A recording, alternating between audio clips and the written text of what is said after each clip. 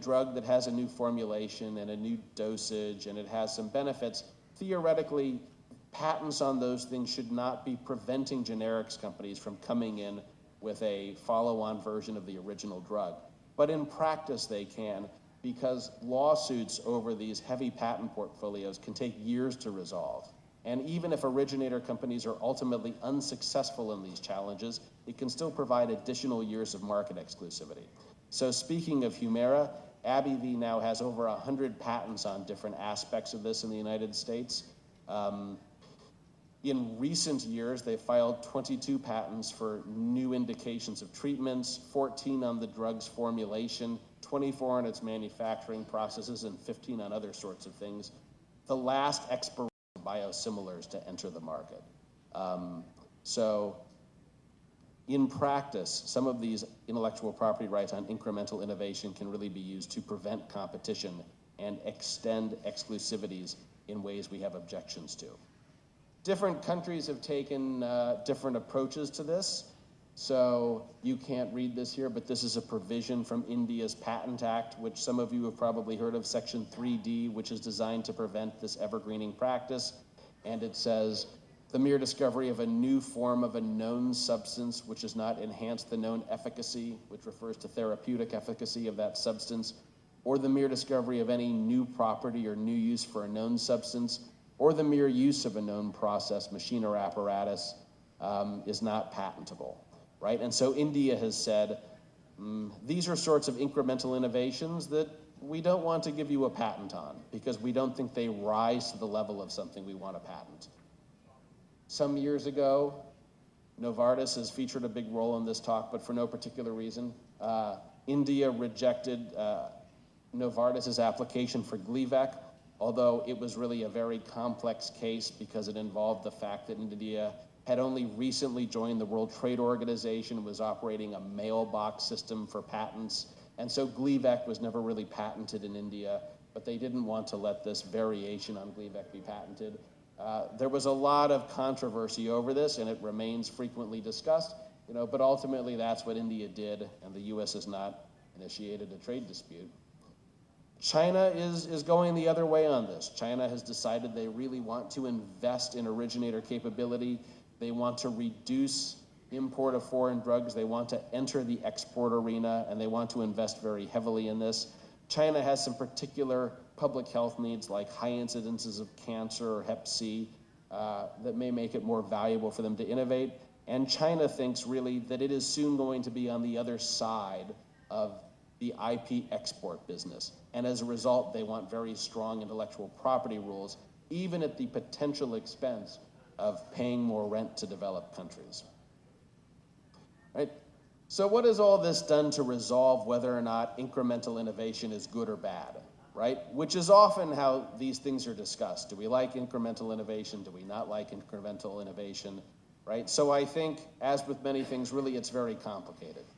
Some incremental innovation clearly has done great things, right? If it improves patient compliance, if it results in fewer side effects, if it gives physicians more options, especially where companies are working on things in parallel, it can be very difficult to say, again, what should be protected and what shouldn't be, what is valuable and what shouldn't be. But less than whether we like incremental innovation or not, the better question is, well, what should our policies be about incentivizing or disincentivizing these sorts of things?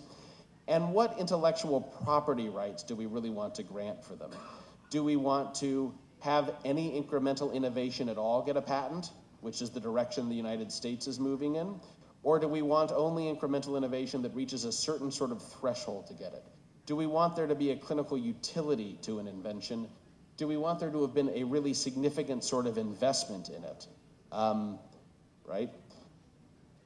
And a lot of whether or not you think we should be incentivizing these things really depends on what stakeholder you are in this system, right? Because if you were in a country like Brazil, where the vast majority of these patents are held by multinationals, then rules that further permit patents on incremental innovations are really resulting in greater public health costs and a lot of increased rent to developed countries.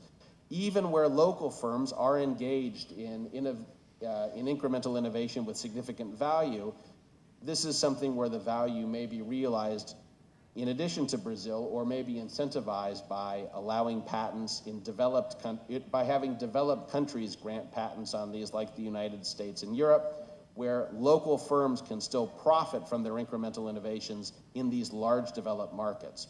And to the extent that they are able to profit from them also in Brazil, it's not necessarily on the basis of patent protection. So what sort of solutions would we have to these sorts of challenges that we're facing, right? Higher quality patent examination is one, right? Limiting the ability, particularly of foreign nationals, to get low quality patents on low-hanging fruit will reduce their ability to engage in anti-competitive behavior and challenge generic companies for patents that are not good on things that shouldn't have been issued. And similarly, having a rigorous standard for inventive step or obviousness, right? So saying, not every single thing that you do with a drug is really deserving of a patent, right? Things that are routine in the art, some of these means of generating new dosages or formulations are really very obvious and well understood and routine in the pharmaceutical industry. And those are the sorts of things that we probably don't need to grant you a patent on, at least not in Brazil, right? Or at least, in any case, we probably don't want to go ahead and improve the entire backlog without examination. How are we doing on time, Pedro? All right. So that's a bit about incremental innovation and intellectual property rights, which I'm happy to make a discussion and would love to hear your input on. And I was also asked to touch a bit about one of the new frontiers in innovation and incremental innovation, which is artificial intelligence and the use of big data. So this is really, I think, kind of one of the most controversial topics and important topics we're dealing with right now in many jurisdictions. WIPO has recently had a number of stakeholder consultations on how member states want to develop policies about this. It is a big topic in the United States and in Europe and in Asia right now. And I think there's three main issues people are concerned about. One is this long-standing issue of, can you protect AI with intellectual property, right? Something that came up a lot in the 80s and 90s as we were debating whether it should have copyright protection or not. Historically, the pharmaceutical industry has not done too much reliance on big data and artificial intelligence, but this is starting to change, and I think it will change pretty quickly. So Novartis, again, has just announced a big collaboration with Microsoft, where Microsoft is going to be applying AI products to change how Novartis is doing drug discovery. AstraZeneca is working with the company Benevolent AI, which is doing automated innovation in all aspects of drug discovery. IBM is having their flagship AI, Watson, and Google is having their flagship AI, DeepMind company, using AI with big data in drug discovery both. And so AI and big data may play an increasingly important role in pharmaceutical development, and they're having hearings right now in the United States, which are on pause, about eliminating all, essentially, subject matter 101 exceptions to patentability. So no more would abstract idea or inventions relying on abstract ideas or laws of nature be prohibited. This is essentially the opposite direction of 3D and saying really anything that meets patentability criteria as being new, inventive, and useful will get protection like that, right? And in particular, it relates a lot to, can you protect software with patents, right? Right now, we have confusing jurisprudence on, well, you can't really protect software, but you can protect computer-implemented inventions that use software, but only some of the time, right? And the US is perhaps thinking we want to go all in the other direction. Other important issues about data, are about this big data that's being used to fuel machine learning, which is being used in pharmaceutical innovation. So data is increasingly being recognized as having significant economic value in healthcare and drug discovery. And you can protect individual data with copyright or as a trade secret.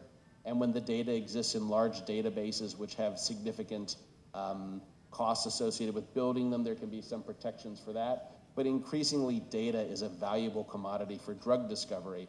And they're also looking at new rules or rethinking how it is we want to protect this. And the third issue, which I think is the most interesting, if perhaps slightly the less important of the three, is this fact that AI is now taking over an increasing functional role in discovery and drug discovery and doing some functional invention. And the US Patent and Trademark Office has just closed a period for comments on inventions made by artificial intelligence, and what do we want to do about these sorts of things? Right? This may be a common feature of things like what Watson is doing. This is a picture of Watson's avatar, IBM's flagship AI system, winning a game of Jeopardy in 2011. That is ancient history in AI terms. But in Watson's Insight business model, clients give big data to IBM. IBM runs the data through Watson. Watson produces insights, and these insights can be patented by the clients and are owned by the clients. But it's also not clear there who has invented this or who really owns it, because the client is not an inventor by turning over data or commissioning research. IBM can't be an inventor, it's a company. Maybe the person who gives Watson a problem to solve is an inventor, but not necessarily if they were just asking it to improve a drug or do something general. If they were just giving it data and asking it to produce insights, that's not inventive activity. Maybe the people who program Watson are inventors, but you may have hundreds or thousands of people programming Watson, and they may be programming it to have general problem-solving capabilities without specifically programming it to solve a specific problem, or without knowing the sorts of solutions it's going to generate. And then maybe the person who recognizes Watson's output and says, oh, we can file a patent on this, they might be an inventor, right? Especially if Watson says, here's 20 drug compounds, one of these will work best, go figure it out, and they then do a bunch of work. But if Watson says, here's this better drug compound we want based on all of this pharmacogenetic data you've given me, not clear that the person identifying that is an inventor either.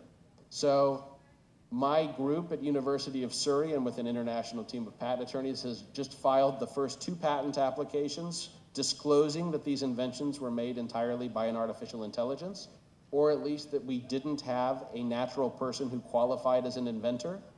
And we have filed with the AI's owner as the owner of the patent, and the AI itself listed as the inventor, right? And these raise challenging questions like, should you protect this sort of thing, or could you protect it under existing laws?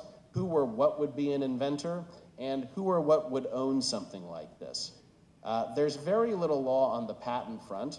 There are laws saying that inventors have to be natural persons, but these laws were to protect the rights of human inventors to be acknowledged, not really to deal with inventions being made by AI, right? And it's not clear if you don't have a human inventor what role that rule plays, right? In the UK, they provide copyright protection when new copyright works are made autonomously by a machine. That's been the case since 1988, and in those cases, the person who produces the work, who tells the machine to do something essentially, or undertakes to have the work created, is deemed the author, right? The United States has gone in the other direction, and since the 1970s has said, if you don't have a human author, you can't have a copyright. And they're basing that policy back on jurisprudence from the 19th century, in which the court held that human intellectual activity is vital to copyright protection. But this is also a policy the Copyright Office is right now revising, and it was a everyone loves the monkey selfies case, and it was a policy that was almost challenged on the basis of this monkey selfie picture. So this was a case in which a crested macaque took a picture of itself in Indonesia, and the camera's owner said, this is my copyright. People really liked this monkey photograph. People started using it without his permission, and the US Copyright Office said, no human author, no copyright. PETA, which is People for the Ethical Treatment of Animals, which is an animal rights group, sued on behalf of the monkey, alleging that the monkey should own the copyright. But the Court of Appeals for the Ninth Circuit in California said, we're going to dismiss this case on standing. If Congress has not said a monkey can sue, we're not going to let a monkey sue. Right? My team is arguing that these sorts of inventions should be protected, at least to the extent they are inventions we want to protect, because even though machines will not care about getting patents, the people who will build and own and use these machines will care about getting patents. And if machines are the best way of generating some of these inventions, then we want to encourage people to build inventive machines. Also, that it would prevent the weird outcome where Pfizer wants to invent a new drug. They could use IBM's Watson. It would be more efficient than people, but they have to go to a group of people because that's the only way they could get a patent. Also, that we think the machine should be listed as the inventor. And that is not a matter of fairness to machines, but because we don't want people to claim credit for work they have not done. Because if I can ask Watson to invent 1,000 things and just put my name on it, it devalues what it means for someone who has legitimately invented on their own. So it preserves the integrity of human inventorship. Of course, a machine would not own a patent for lots of reasons. It's a bad idea and they can't, so the machine's owner would own their patents. The increasing role of AI in invention is going to do all sorts of interesting things to patent law, even outside of inventorship and ownership, like changing the nature of inventive step. Because things that used to be very difficult in pharmaceutical research and development with AI are becoming routine. So sequencing antigens, picking antibodies out of large libraries to target those antigens, modeling drug-drug interactions, modeling the outcomes of clinical trials, right? These used to be things that would take people months or years to do and substantial investments, and now so very much of this can be automated, right? Which may mean that the person skilled in the art is the person in pharmaceutical sciences using artificial intelligence, and this is rising the bar to what really counts now as a patentable invention. If you think about monoclonal antibodies, which was talked about earlier, right? All of the major biologic blockbuster drugs are monoclonal antibodies. And one of the interesting things about monoclonal antibodies is they're made by your body, and there's a finite number of them, right? So billions, maybe trillions, but there's only so many ways you can put amino acids together into a monoclonal antibody, which means that even though your body has plenty of work to do for the foreseeable future, it's not that hard to imagine an AI sequencing every possible monoclonal antibody and publishing those sequences. In fact, there are companies working to do that right now. And it might be in doing that, if you considered it an anticipatory disclosure, that this would keep anyone from getting composition of matter patents on antibody structures, because all of these had been disclosed. That wouldn't let you patent the antibodies yourself, and it would be an awful lot of patent applications, because you wouldn't know their utility. But as long as we're thinking big, you know, now that it is increasingly easy for AI to sequence or to match antibodies to antigens and predict likely outcomes, it's also maybe not that hard to imagine that an AI could figure out what it is that these antibodies do, or that if a patient had a, say, cancer with a particular genetic profile, that the AI could match and 3D print the best possible antibody to that patient's cancer. Right? This is going to do exciting things in innovation. It's going to do very interesting things in patent law, because as computers get increasingly sophisticated, and this is a famous graph by Ray Kurzweil, who predicts that in about 10 years, computers will be exceeding human cognitive thresholds, although that timeline is very controversial, right? But it is pretty clear that what machines are able to do is going to exponentially improve, right? And what people are able to do is not exponentially improving. Which means that people augmented by AI, or even AI itself, is going to have an increasing effect on raising the bar to inventive step. Thank you.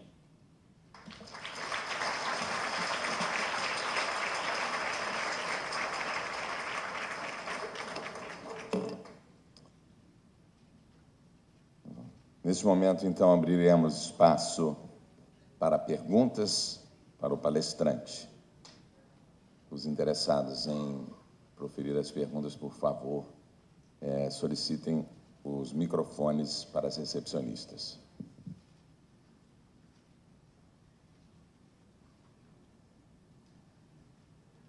Aqui.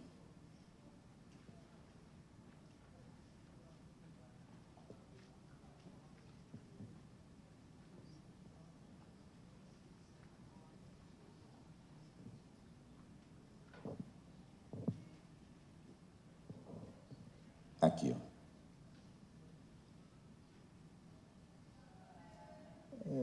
dia. Antônio Abrantes, do NPI. Minha pergunta para o palestrante é sobre a concessão de patentes nessa área de inteligência artificial, né, que vai, como colocado aí pelo palestrante, vai estabelecer um novo patamar aí para a atividade inventiva. Coloca isso em questão, né? Eu queria abordar um outro aspecto, com relação à suficiência descritiva. Como é que a suficiência descritiva vai estar garantida se, para você chegar nesse resultado da inteligência artificial, você precisou desse Big Data? Esse dado, ele precisa estar incluído no documento de patente? Como é que fica isso? Porque o técnico no assunto não vai conseguir reproduzir isso se ele não tiver o teu pacote de dados. Como é que fica essa questão também da suficiência descritiva? An excellent question. It is different than the issue of AI inventing things, because those inventions really stand on their own merits, regardless of how they were generated. But it is a critical issue and something people are discussing right now with respect to protecting computer-implemented inventions. If the secret sauce of this invention is the data set used to train machine learning, then it may not really be enabled if you are telling people, you know, first you take input, then you put it in our magic black box that has been trained on a bunch of data you don't have access to, and then out comes magical output, right? And so I think the standard for a patent office has to go back to the person having ordinary skill and saying, could a computer scientist recreate AI with this functionality based on what's been disclosed in an application? And if it is not possible to do that, because really the inventive part of this is the data set something has been trained on, then I think you can't have a patent for that without either disclosing the algorithms post-trained to the extent that really that is what you were really interested in, or without making available either that data set or other data sets and describing how it is you would train an algorithm on data to be able to transform one input into a particular output. But I think that was also part of what the USPTO asked about in its questions, and it is a very challenging issue right now, particularly also because I think it is difficult for patent examiners, you know, who are not programming algorithms based on the applications to see whether they are appropriately enabled or whether they really do require the secret data. So I think patent applicants or patent examiners have to be rigorous in ensuring you have adequate disclosure. Aqui, por favor.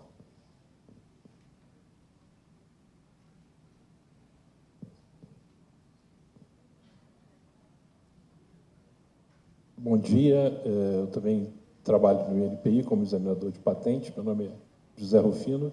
A minha pergunta é em relação a um pouco pegando o gancho do que o Abrantes comentou, numa simulação são necessários vários dados, né? Eu trabalhei um pouco com isso na universidade. Trabalhei na área de termodinâmica, simulando processos termodinâmicos. O que acontece é que, muitas vezes, você não tem dados experimentais, ou esses dados são muito fechados. Então, normalmente, você faz simulações para tentar obter, digamos assim, dados próximos dos experimentais. Só que, como você, muitas vezes, não tem esses dados disponíveis, ou eles são propriedades de empresas que também trabalham com isso, você tem dificuldades de confirmar essas informações. Não seria o caso de, talvez, criar dispositivos para que esses dados experimentais ou esses dados se tornassem disponíveis, ou pelo menos parcialmente disponíveis, para que se chegasse digamos assim, a revelar, como disse o Abrantes, de uma maneira mais clara para as pessoas que não têm, talvez, acesso a essas informações? Oh, that is also an excellent point. Again, right. To the extent, again, that you have an AI-based invention or a computer-implemented invention that really depends on the data set, right, experimental or simulated. To have the invention work, then yes, I think the answer is you have to have this data deposited or available or have instructions to other similar sorts of data sets that can make it work, right? Or to the extent that it is really just relying on an algorithm that has already been trained and the algorithm can be disclosed, right? It is clear that there are very challenging and high levels of disclosure required for these AI and these machine learning-based inventions. And I completely agree that if the data is necessary and you don't disclose it, you have not enabled an application, right? And perhaps one of the things your office could be thinking about is, you know, do we have a system for them to disclose this data in a way that kind of is streamlined in our patent application process, right? Data which, by the way, to the extent that it has to be included in an application or an applicant is willing to disclose it, could have a lot of value for innovation generally, right? And could also be something that we could be looking at sharing for, you know, collaborative innovation work.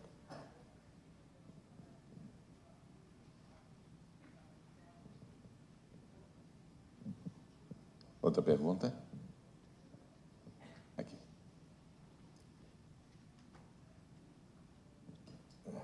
Sua explicação sobre inovação incremental foi muito interessante. Isso porque, nesse momento, se discute aqui no Brasil exatamente uma definição sobre o que é inovação incremental e também porque nós, da indústria farmacêutica nacional, entendemos que estamos ingressando no processo de inovação aqui no Brasil. É algo bastante recente e, evidentemente, não se começa praticando a inovação radical, mas se começa pela incremental. Ou seja, a incremental é o aprendizado para você chegar na radical. Lamentavelmente, isso não é assim visto por parte da nossa universidade, que entende que incremental é uma pesquisa de segunda categoria, e também por órgãos governamentais, especificamente da Anvisa, onde há parte da Anvisa que também entende que inovação radical, incremental, é algo muito simples, muito singelo, que não é interesse, que não traz benefício nenhum. Então, a sua palestra chega exatamente nesse momento de definição, né, de incremental. Eu gostaria de ouvir um pouco mais, apesar de que ficou muito claro em alguns aspectos da sua palestra, como que você vê a importância da inovação incremental dentro de um processo maior de inovação, onde um país quer chegar a descobrir ou inventar novas moléculas. Apesar de que, fazendo aspas, já há empresas no Brasil fazendo inovações radicais, ou seja, descoberta, invenções de novas moléculas, mas são poucas as empresas. Há um processo e o que nós queremos dentro da associação é estimular esse processo, começando pela incremental. Eu gostaria de ouvir a sua opinião, a sua experiência sobre isso. Thank you. No, that is excellent points, all, and I certainly agree. Again, incremental innovation can have a lot of value, even though it is not recognized, and these are challenging issues to deal with, and I think there's a few thoughts about how it may be best to deal with, right? One is that there are many ways to encourage incremental innovation. One is through intellectual property rights, like patents on innovations.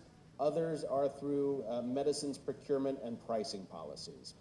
And you can also incentivize these things up front or after the innovation has occurred. So I think, for example, you have some new dosages, new formulations, combination products that really provide clinical value.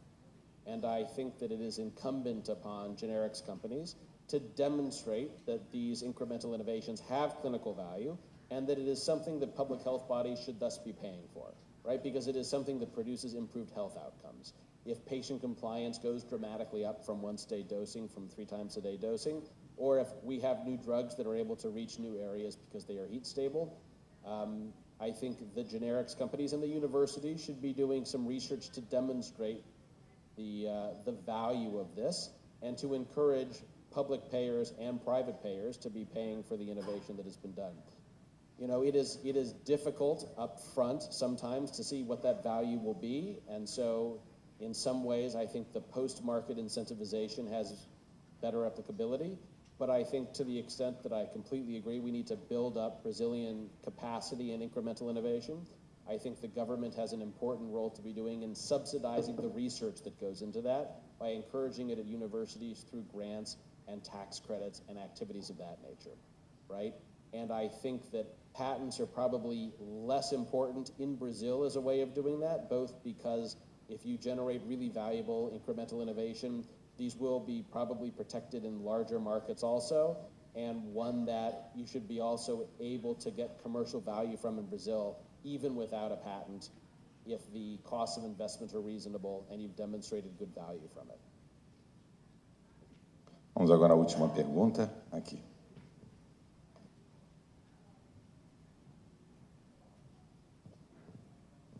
Ryan, bom dia.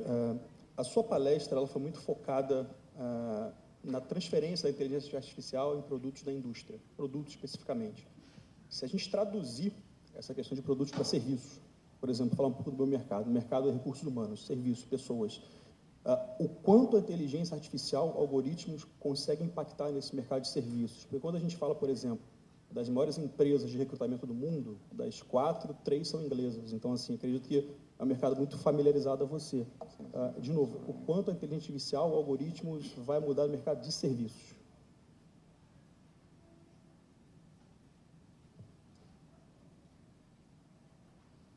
Well, that is a very good question and an important thing to think about. I think, again, the answer is really very complicated to how it is going to change the service market. There are lots of issues ranging there, so perhaps I'll just touch on two briefly that I think might be of interest, right? One is there's a lot of discussion now, particularly in England and America, about algorithmic bias, right? So you mentioned HR. You know, it turns out that the algorithms that pick resumes end up liking men more, and maybe if you tell them you're not allowed to select men, it selects people named Jared who played lacrosse at university, and that's really a proxy for what you want to do. So there's a growing concern that we need transparency and accountability for the acts of algorithms that are automating human activity, and a concern that the companies that are operating AI are not being adequately forthcoming about the sorts of problems they have and how they automate decision-making, right? I will just say on the other end of that this is not a new problem at all, right? Whether for HR or judging, right? There is evidence, for example, that some judges, none here I'm sure and none in Brazil, but that they have behaved in biased sorts of ways to certain sorts of defendants, right? We have a controversial program in the United States called Compass, which is helping judges to make bail determinations, which it was alleged discriminated against African-American defendants compared to white defendants. And so this has raised a lot of concern about not using AI for these sorts of services. You know, on the other hand, there is also, unfortunately, significant data that human judges discriminate in similar sorts of ways. So, you know, important issues to be aware of, but actually, in some ways, fixing the algorithmic bias may be easier than fixing the human bias, right? And another big issue this raises is technological unemployment. So what are we going to do if this puts people out of work? You know, there is a great division in people believing actually unemployment in the U.S. is at all-time lows, right? And automation has never been more important. So maybe even more automation will just give even more people more jobs as they go to new areas. And maybe there's a limit to what people can do, but not for AI, and maybe in 10 or 20 years you're going to have significant unemployment, right? These are also very challenging issues, and I think we're largely having a debate with that about tax policy and whether or not we want to, as the benefits of AI really further consolidate wealth, have more egalitarian taxing mechanisms, and have more spending on public education and transitioning of workers to new job types and more social services. Pedimos desculpas aos participantes que gostariam de fazer mais perguntas, mas por causa do adiantado da hora, teremos que finalizar essa sessão de perguntas. Thank you, Professor Ryan. Obrigado, doutor Pedro.